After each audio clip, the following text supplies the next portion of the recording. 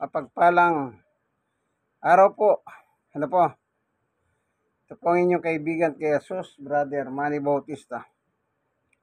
Tayo po ay mag-aaral ng Ebanghelyo sa oras pong ito. Ang Ebanghelyong gagamitin natin o Biblia po, amen. Ang Biblia ng mga pastor. Mabuting nakakapag-aral tayo pamisan-misan.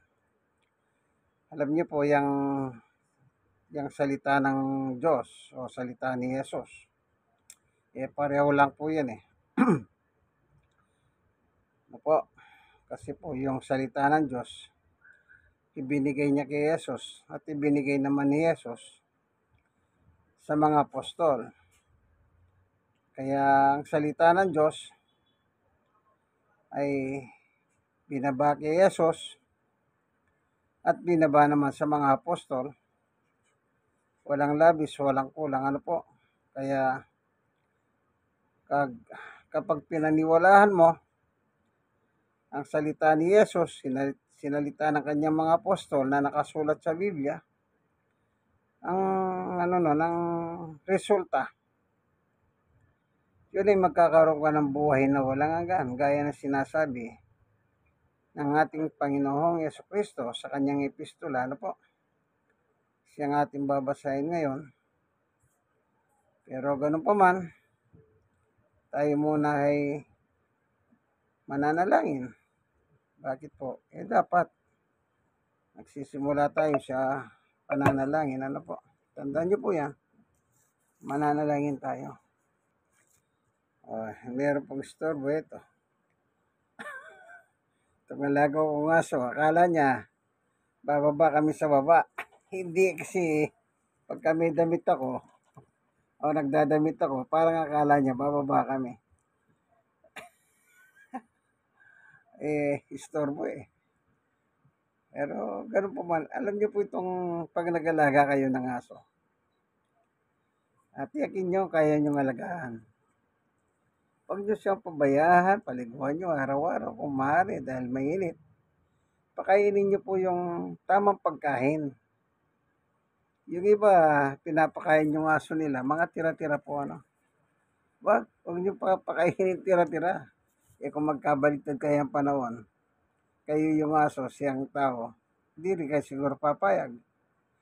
Kaya ito, pinakakain ko po rito. Kung ano yung kinakain namin. Kagaya kanina. Kagaya kanina, ang ulam namin, pritong manok. Bumili si Sister Baby sa bilihan. Isang piraso. Sinusubukan ko siya. Yung buto, tapos sa basura. Yung laman ang kakainin ng aso. Ganun po yung paghahalaga ng aso. Kasi, ang tawag dyan, man best friend man. Dog o aso, man best friend. Ganun na. Man best friend, yung aso. Ituring nyo siyang miyembro ng pamilya. Huwag nyo siyang ituring na ayok. Bagamat tayo po itong aso, huwag nyo siyang ituring na hayop.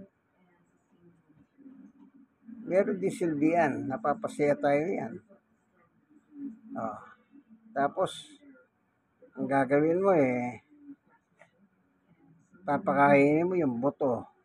Yung iba, may tinik pa ng isda. Hindi naman pusa yan para pakainin mo patinik-tinik. Pakainin yung tinik o buto pagka nagloko yan. Pati tignan nyo sa veterinary, di malaki ang gastos. Ipakain nyo na yung laman.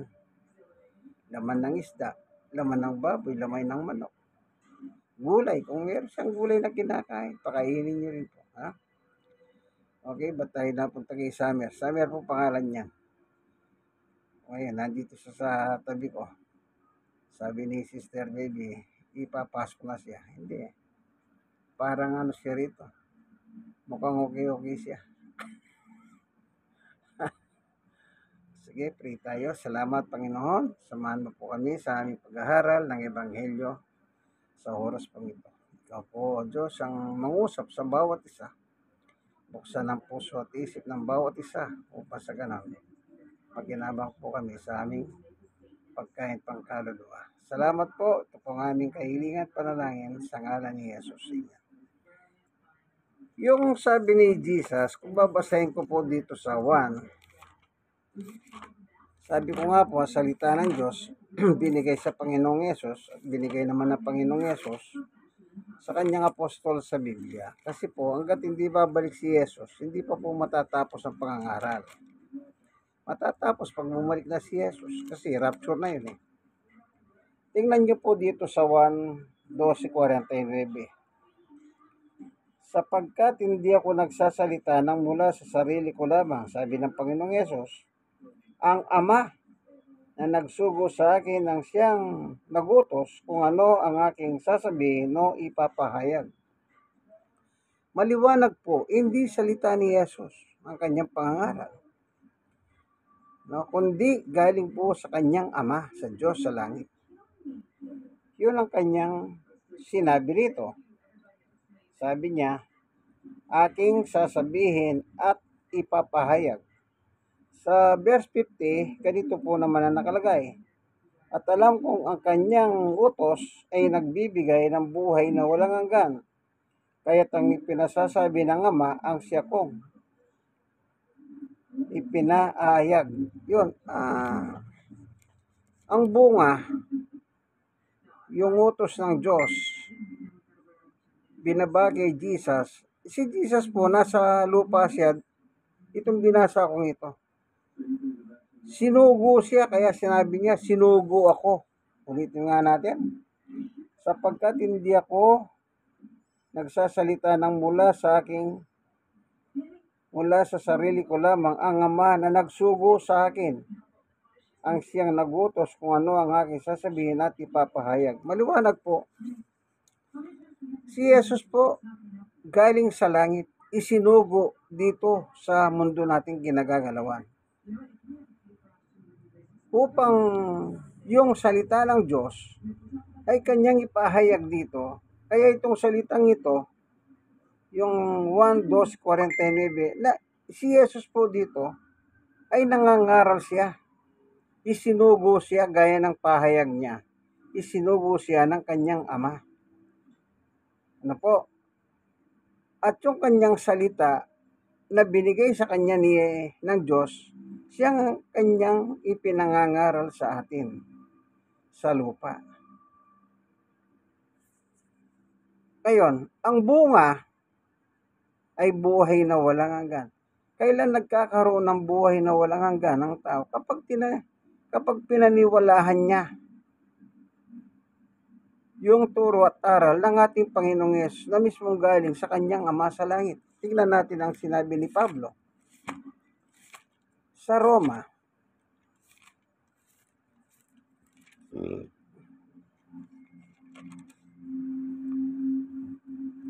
Just 17. Kaya't ang pananampalataya ay bunga ng pakikinig, at ang pakikinig naman ay bunga ng pangangaral tungkol kay Kristo. It's about Jesus. Para magkaroon ka ng pananampalataya. Kaya yung salita ni Jesus na galing sa Diyos, na ang katumbas buhay na walang hanggan, kung paniniwalahan po natin yon. Paniwalaan natin, sasampalatayanan natin. Magkakaroon tayo ng buhay na walang hanggan, gaya ng pahayag ng ating Panginoong Jesucristo. Po, kaya nagsisimula po pala lahat yan sa pakikinig. Ngayon, nang siya po ay nasa dito sa lupa, nangangaral siya para po pagharihan ka ng Diyos. Kasi kailangan pagharihan po tayo ng Diyos. Hindi maaaring hindi ka paghaharian ng Diyos.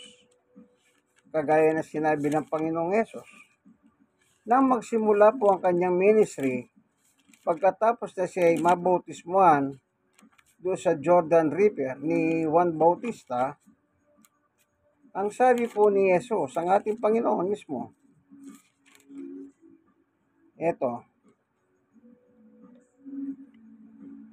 sa 4:17, ng Mateo. Ito po, tignan muna natin dito. Dito sa chapter 3 ng Mateo, verse 13. Dumating si Jesus sa hilang ng Jordan mula sa Galilea upang magpabautismo kay Juan. 14. Ngunit tinangka ni Juan na pigilin siya at sinabi, ako po ang dapat magpabautismo sa iyo. Bakit kayo nagpapabautismo sa akin? 15. Subalit sumagot si Jesus, ayan mong ito ang mangyari ngayon, sapagkat ito ang nararapat nating gawin upang matupad ang kalooban ng Diyos. Kaya't pumayag din si Juan. Kita niyo po, nung una, ayaw ni Juan. Maliwanag ang pagkontra ni Juan, bakit ikaw ang magpabautismo sa akin? Ako dapat ang babautismuhan mo. So maliwanag na naman ang sagot ng Panginoong Yesus. Anong sabi niya? Ayan mong ito ang mangyari ngayon sapagkat ito ang nararapat nating gawin upang matupad ang kalooban ng Diyos. O kalooban ng Diyos po pala yon. Ang si Jesus magpabautismo. Kita nyo? Yun po yung dala po ng ministeryo ng Panginoong Yesus, yung kalooban ng kanyang Ama. Kaya maliwanag po sa 1:12, 49-50, sabi niya, hindi ko salita ito. Ang Ama nagsugo sa akin, ang siyang nagsabi kung anong aking sasabihin at ipapahayag. Tuloy natin. Kaya't pumayag din si Juan. Ba't pumayag si Juan? Kalooban ng Diyos ang pinag-uusapan dito Hindi kalooban ng tao. Hindi sinabi ni Jesus, kalooban ko ito, Juan. Kailangan matupad ito. Hindi. Kita niyo po, nung sabi ng Panginoong Yesus, kalooban ng Diyos ito. Ang alin? Yung si bautismuhan ni Juan sa Jordan River. 16. Nang mabautismuhan si Jesus, kaagad siyang umahon sa tubig. Ibig sabihin, sa tubig nangyari to sa Jordan River, nilubog si Jesus. Kasi nakalagay, umahon. Ibig sabihin, kaya yung bautismo, nilulubog po sa tubig. Hindi yung binubusan na dito, yung baby. Hindi po ganun. Nilulubog sa tubig. Water baptism. Ulitin natin sa 16. Nang mabautismuhan si Jesus, kaagad siyang umahon sa tubig. Nabuksan ang langit at nakita ni Jesus ang Espiritu ng Diyos na bumababang parang isang kalapati at dumapo sa kanya. Pasinin niyo po ito, Ang sabi, nang mabautismuhan si Jesus, kaagad siyang umahon sa tubig. Nabuksan ang langit at nakita ni Jesus ang Espiritu ng Diyos. Nakita. Bakit po nakita? Kasi po si Jesus anak ng Diyos. Nakikita niyo po yung mga spiritual being. Kasi kung tao siya, hindi niya makikita yung spiritual being. Tandaan niyo po yan. Anak siya ng Diyos. Anong nakita niya sa Espiritu ng Diyos? Na bumababang parang isang kalapati at dumapo sa kanya. Hindi siya kalapati. Parang kalapati, sabi niya, formang kalapati. Kung paano ka nakakita ng kalapati, siguro ganun ang itsura, ang forma ng Espiritu ng Diyos. Pero si Jesus nakikita niya yon. Pero sa atin, kahit na maganda yung timplada ng ating mata, hindi po natin makikita yon. Kasi human being tayo. Si Jesus hindi po human being na gaya natin. Hindi siya nilikha sa lupa gaya natin. O, bakit Summer? O, bakit? Gusto mo na bumaba? Ito, napakagiliw kasi niya po sa amin. Kasi, kasama namin siya natutulog. O, magkatabi kami natutulog. Kami ni Sister Baby, nandun sa gitna siya. Kumisa, nasa may pahan, nasa huluhan namin. Ano ito spoiled, kumbaga Ano, pasok ka na daw sa loob, sabi ni Lolay. Ha? Pasok ka na? O, siguro, gusto niya pong magpababa siguro, kaya ganito ang reaction niya. O, sige, sige. Ay, ay, ay. Ay, sityo po siya, yung maliliit na aso, ano? Pero mas malaki siya ng kaunti doon sa mga sityo na pango. Siya hindi po siya pango. Manguso siya. Hindi kagaya ng mga sityo na pango. Kaya siya, malaki siya ng kaunti doon sa mga pango. Lalo na ngayon, maganda ang kondisyon niya, maganda siya kumain. Mataba siya. Di ba, Summer? Ano? Oh, doon ka na sa loob? O dito ka lang muna sa akin? Habang nag-ano tayo ng Word of God, ha? Yan. Napaka-behave po. Okay. So, anong sabi? Bumababang parang kalapate yung Espiritu ng Diyos. At nakita ni Jesus na dumapo sa kanya. Ibig sabihin, ano ba? Yung Espiritu dumapo sa kanya. Sumakanya po ang Espiritu ng Diyos. Sa 17, at isang tinig mula sa langit ang nagsabi, ito ang minamahal kong anak na lubos kong kinalulugdan. Yan. Nung napasa kanya na po yung Espiritu Santo ng Diyos sa formang kalapate, nagsalita po ang Diyos sa langit. Ibig sabihin, nang magsalita po sa langit, narinig ni Juan yan. Narinig niya. Ano po? Kasi sa kasaysayan, yung kwento ni Juan, pinatutunayan niya yan. Nakita ko yan kanya. Okay? Sige, baba na natin si Summer. O, sige, Summer, babay ka na.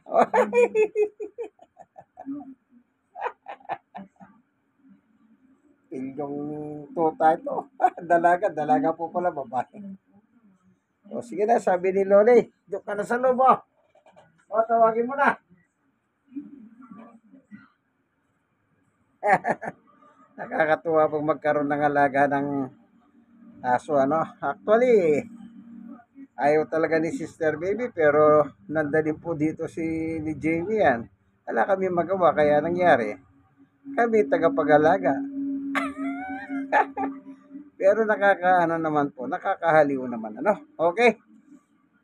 So, nagsalita po ang Diyos, ano, na ang sabi niya, at isang tinig mula sa langit ang nagsabi, ito ang minamahal kong anak na lubos kong kinalulugdan.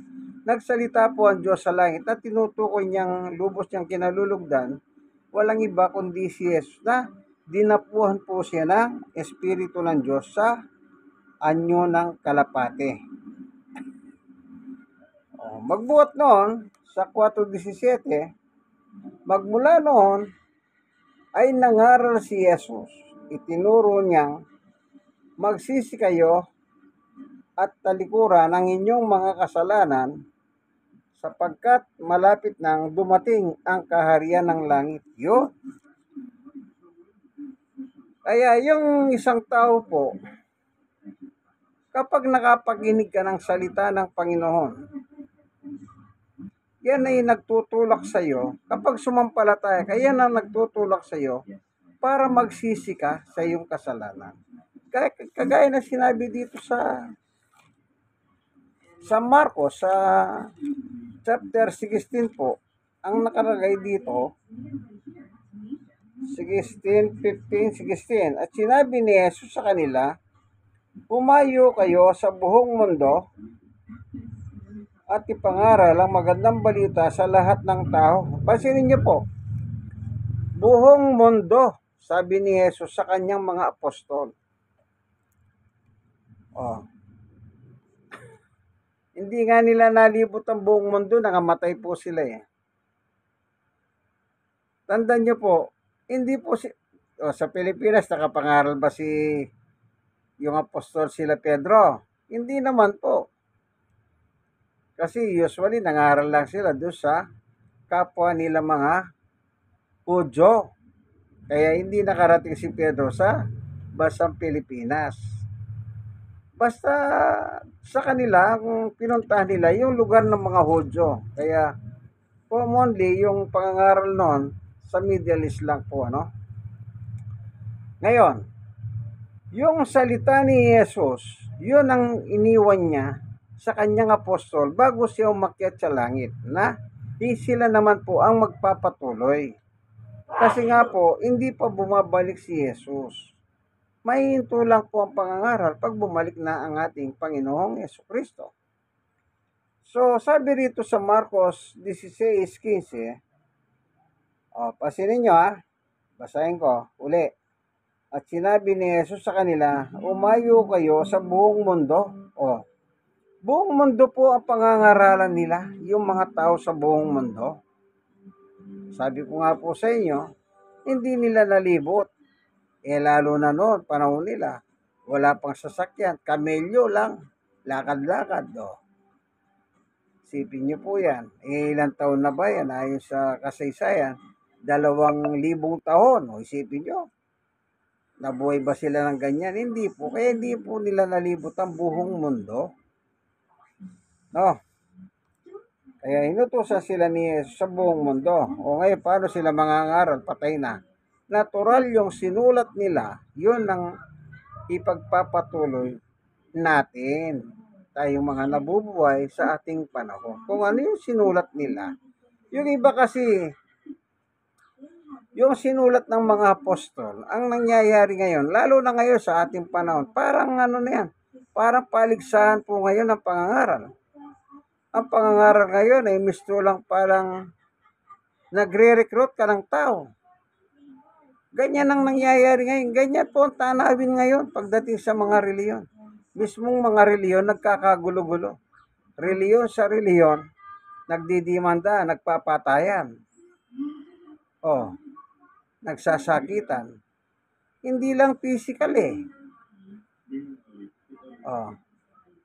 Talagang nangyayari na ngayon yan. Dahil po sa parang agawan. Lahat ng tao may reliyon. Ang problema po, ngayon, sa panahon na ito, 2025 at 2024, parang agawan po sa mga tao yung mga tao na yan. Yung mga reliyon ngayon. Yung inaagaw mo, nasa kabilang reliyon.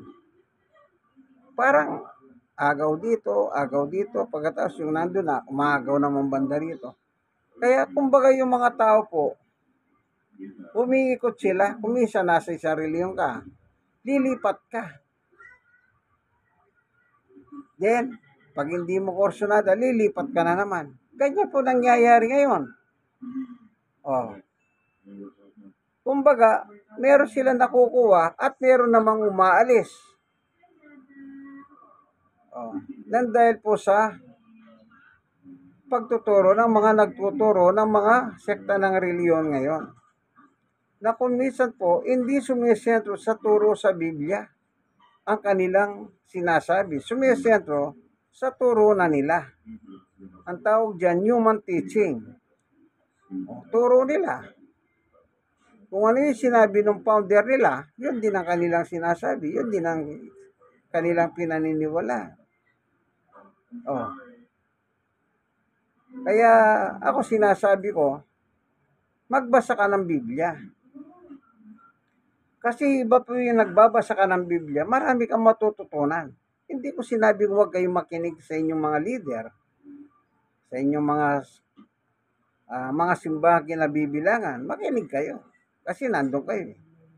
Pero mas maganda, babasahin nyo rin po ang Biblia para kayo mismo madiscover nyo. Lalo na kayo. nagkakagulo dahil sa reliyon na naman. Bakit? May mga leader ng reliyon nagtuturo ng ibang Diyos. Isipin mo, ang tagal na. Sabi ko nga po sa inyo, 2,000 years ago. Tapos meron kayo nagtuturo, panibagong Diyos. Ano yan? Bukod sa Diyos, meron pang panibagong Diyos. Ayan na, nagiging controversial ngayon. Kaya yung iba naman na medyo nakapanaliksik ng sa iba't ibang lingwa binabanata naman yon. Yun nagtuturo ng ibang Diyos. Kasi, isipin nyo, matagal na siya nagtuturo. Ngayon, iba ang kanyang estilo. Oh, kumbaga, yung mga tinuturo niya dati, ngayon iba. Oh, siya mismo yung mga tinuturo niya noon. Ngayon, ay hewan ko. Kaya nagiging controversial po ngayon ang pangangaral, lalo na sa social media. Isang pindot mo lang kung sinong gusto mong makita yung mukha, lilitaw yung mukha ng tao na yon. Palatok mo lang ganun, yung pangalan niya, kung anong pangalan, lilitaw. Makikita mo na yung mga bago nilang aral. Kaya nga sabi nga, teaching new God. Ano ba yan? Magulo sila. Ako hindi po. Lalo na ako, hindi ako maselan. Kung kahit anong Biblia yan, basahin nyo. Gaya ko. Hindi yan na kailangan. New God, new God. Basta ang Diyos nasa Biblia, yung gumawa ng langit at lupa. Tapos. Alam na ng Diyos. Okay. Ba't tayo napunta doon sa new God na ang gugulo? Akala mo mga recruiter sila, agawan dito, agawan doon. Pagkatapos may umaalis, lilipat naman doon siya nagawan. Para nagpapalit lang sila Umalis doon 10, lumabas sa'yo 10. O parang ginanya. O kaya lumipat dito sa kabila, lumipat sa kabila. Hindi, kung ano po yung aral sa Biblia, kaya sinasabi ko, mag-aral kayo ng Biblia, magbasa. Oh. Kung ano po yung sinulat ng mga apostol sa Biblia, exactly, yung buhay na walang hanggan, mapapasayo kaibigan. Okay? Kaya yun sa Marcos, sabi ni Jesus, buong mundo, kung tawagin po ito dakilang tagubilin, kasi akyat na siya sa langit. Sinugo siya mula sa langit ng kanyang ama. Natapos niya yung misyon niya, namatay sa krus. Nangaral siya 3 taon. Then, iniablas siya, inatulan, namatay, nabuhay na maguli, at umakyat na sa langit. Pero bago siya umakyat sa langit, nagbilin siya sa kanyang mga apostol. Sila ngayon ang magpapatuloy. So, dahil patay na kanyang mga apostol, buti na lang meron silang sulat. Praise the Lord. Yan ang maganda, may sulat sila. Paano kung wala sila sinulat? Naloko na. Ito, sabi niya rito,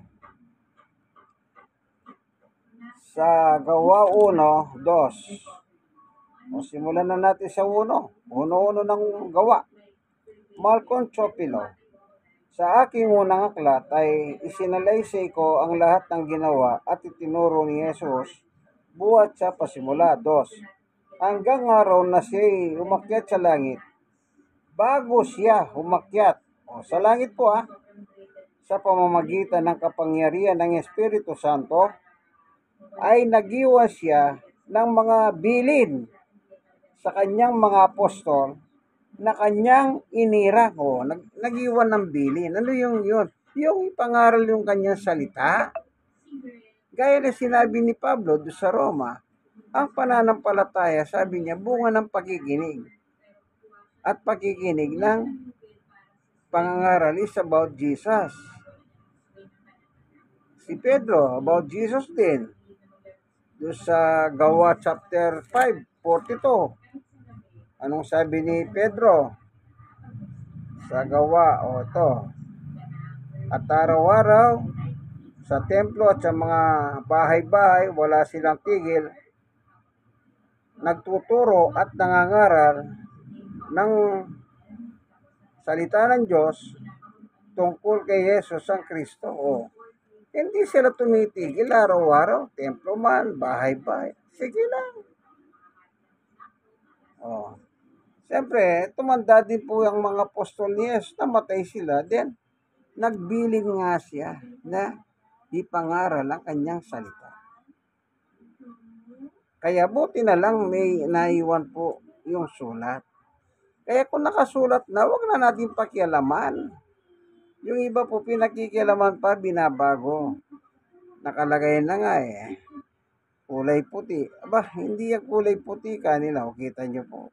Hindi na kulay puti na nga nababasa mo. Pagkatapos, hindi pa daw kulay puti. Anong gusto nila? Yung gusto nila. Yan. Yan ang tawag ko. Yan ang tawag nilang human teaching. Babasahin mo, pagkatapos i-deliver mo. Yung gusto mo, ang i-deliver mo. Hindi yung Tagalog na po yung nakasulat Naunawahan mo na nga ng gusto Ano yung nakasulat talaga dyan? Tignan nga natin Papatapos na po tayo. Dito po sa Mateo, balik tayo. Mateo naman.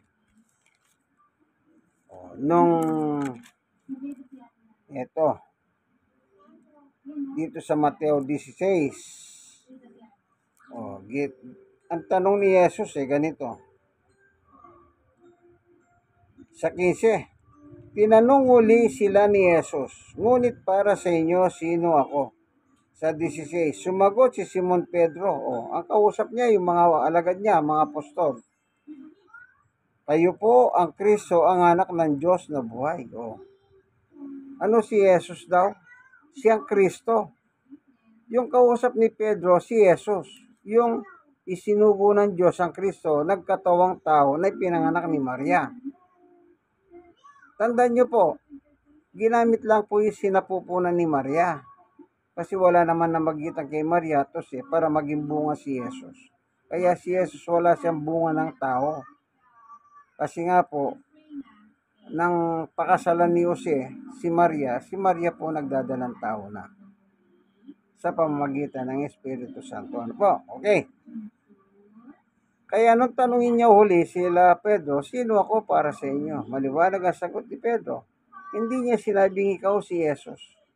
Pero ang kaharap niya si Jesus, yung sinugo ng Diyos. Kundi ang sabi niya, ikaw ang Kristo, ang anak ng Diyos na buhay. So maliwanag, anak siya ng Diyos na buhay. Sino? Ang Jesus na tinatawag na Kristo. Amen. Kaya nangangaral sila Pedro, araw-araw, pinakikilala nila ang Jesus. Yung nagkatawan tao na siya ang Kristo. Ibig sabihin, siya ang ating tagapagligtas. Amen. Kaya pinadala dito upang iligtas po tayo. Kasi nga po, nasa ilalim tayo ng sumpa ng kasalanan. Nakasumpa po tayo ng kasalanan. Kaya pinadala po si Jesus dito upang tubusin po tayo sa kasalanan na hindi naman natin kayang bayaran. Salamat na lang at mayroong Jesus na siya po yung nagdusa, naghirap sa ibabaw ng krus, siyang namatay, then umakyat sa langit at ngayon, babalik naman siya. Hindi lang natin alam kung kailan, pero sinisiguro ng Biblia, babalik siya. Bakit po? Ito yung nakalagay sa pahayag yung uling chapter ng Biblia. Tingnan nga natin sa 22. Ano nakalagay dito? Sa 22:20 ng pahayag. Sinabi ng nagpapatotoo ng lahat ito, tiyak na nga darating ako. Amen. Ang sagot ni Juan, dumating ka na Panginoong Yesus. Darating po pala si Yesus para kukunin niya po yung mananampalataya sa Kanya. Amen. Kaya kung hindi pa po kayo mananampalataya kay Jesus, kaibigan, ayan o, in Christ alone, no? Wala tayong kaligtasan kung hindi kay Kristo lamang. Ayan o, in Christ alone, Acts 4:12, Gawa 4:12. Tandaan niyo po, wala pong binadala dito ang Diyos na ating sukat nating ikaligtas, kundi ang ating Panginoong Yesus, yung anak ng Diyos na buhay. Amen. Kaya hindi po tao yan. Anak siya ng Diyos eh. Nagkatawang tao nang ipinanganak ni Santa Maria. Salamat Panginoon sa katotohanan na binahagi mo sa amin sa pagkakataon nito. Napakaganda po ng iyong patutuo sa amin na ang pananampalataya namin napakahalaga. Kasi yan po ang aming magiging sandata sa pagbabalik muli ng aming Panginoong Yesus. Salamat po Panginoon Diyos kung sakali man may mga kaibigan kami nanonood ng video mo, hindi po ano ang kanilang pananampalataya, ayusin mo po Panginoon Diyos. At kung meron mo po silang kabigatan sa buhay, iyo pong paghahanin at kung may mga sakit, pagalingin mo po sila. Salamat po. Ito po ang aking kahilingan sa ngalan ni Jesus. Amen. Minsan pa ito pong inyong kaibigan kay Jesus, Brother Manny Bautista. Nagsasabing, kaibigan, like, share ng share. Kayo ng mga na-share, i-share nyo po sa iba. Ano po? I-share nyo naman sa iba. Share po, ano? Hindi naman masama mag-share, lalo na kung maganda naman po ang tema. Hindi ko naman po binawas ang binasa ko, hindi ko naman dinagdagan. Kung ano lang po yung nandito. O, kung meron kayong ganitong Biblia, di ba, basahin nyo rin. Kung baka sabihin nyo, binabawasan ko. Hindi ako kagaya ng iba reliyon. Tinatabas-tabas nila yung salita. Mga loko-loko sila eh. Hindi po. Huwag po natin gaganyanin, ano? Kasi pagka ginanon natin, niloloko na natin yung kapwa natin. Huwag natin lokohin sila. Minsan pa, Brother Manny Bautista, nasa programa po tayo. Ang tunay na pagbubunyag ng katotohanan o salita ng Diyos ayon sa appointment, ang Biblia ng mga pastor. God bless us all po. Bye!